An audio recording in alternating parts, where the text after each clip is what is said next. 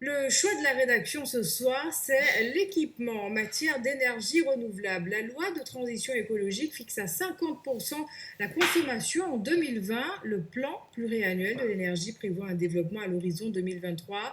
La création de centrales solaires se multiplie. Récemment, une ferme photovoltaïque a été installée à Sainte-Rose, Rémy-Sanneville, Olivier Duflou. Nous sommes à Sainte-Rose, dans l'enceinte de l'écopole de l'Espérance, à proximité de la zone de stockage des déchets. Cette centrale d'énergie solaire de 303 MWh a débuté sa production fin juin 2019. Installée sur 4 hectares et demi, les 11 304 panneaux solaires sont destinés à produire 4,5 GWh, ce qui correspond à la consommation d'énergie de 1800 familles. En Guadeloupe et puis plus globalement dans les Antilles, on a une latitude de 16 degrés, donc on est pas loin d'être sous l'équateur. Le soleil passe juste au-dessus de notre tête, donc est très intense, ce qui permet d'avoir de bonnes productions photovoltaïques. Les panneaux ainsi que les structures qui les supportent sont anticycloniques. Par ailleurs, en fait, ils ont une inclinaison de 10 degrés. 10 degrés, pourquoi déjà parce que ça permet d'optimiser la production.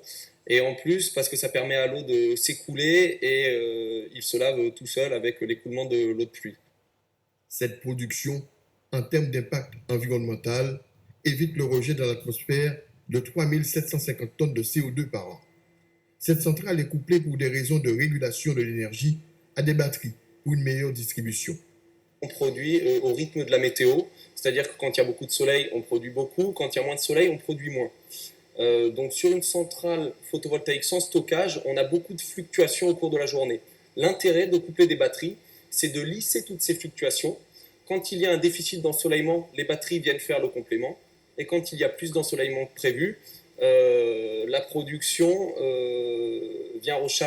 supplémentaire vient recharger les batteries. Deuxième avantage, c'est de pouvoir produire en soirée, quand il n'y a plus de soleil, pendant le pic de consommation, entre 19h et 21h, donc quand les gens rentrent chez eux. Ce projet a coûté 6 millions d'euros.